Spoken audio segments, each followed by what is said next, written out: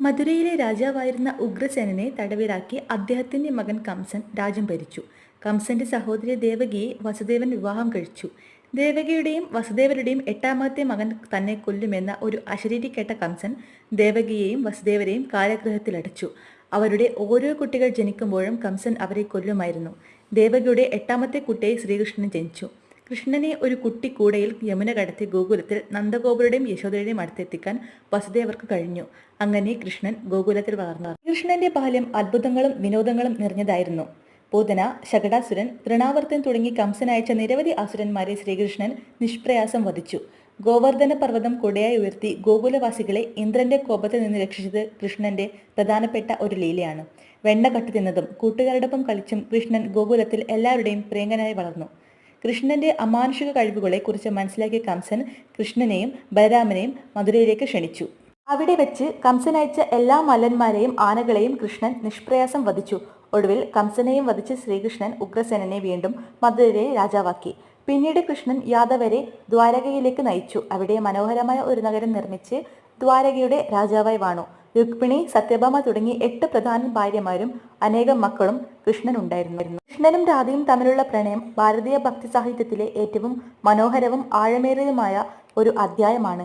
ഇത് വെറുമൊരു ഭൗതിക പ്രണയത്തിനപ്പുറം ആത്മാവും പരമാത്മാവും തമ്മിലുള്ള ബന്ധത്തെയാണ് അടയാളപ്പെടുത്തുന്നത്. കൃഷ്ണൻ ഗോകുലത്തിൽ വളർന്ന സമയത്താണ് രാധയെ കണ്ടുമുട്ടുന്നത്. രാധ കൃഷ്ണനേക്കാൾ ഏതാനും വയസ്സ് മൂത്തവളുമായിരുന്നുവെന്നും യാദവന്മാരിലെ പ്രധാനിയായ വിക്ഷഭാവുവിന്റെ മകളായിരുന്നുവെന്നും പറയുന്നു. ഗോകുലത്തിലെ ഇടയ കുട്ടികളോടൊപ്പം കളിച്ചും പശുക്കളെ മേച്ചും നടന്ന കൃഷ്ണന്റെ ഓടക്കുഴൽ സംഗീതം രാധയെ വല്ലാതെ ആകർഷിച്ചു.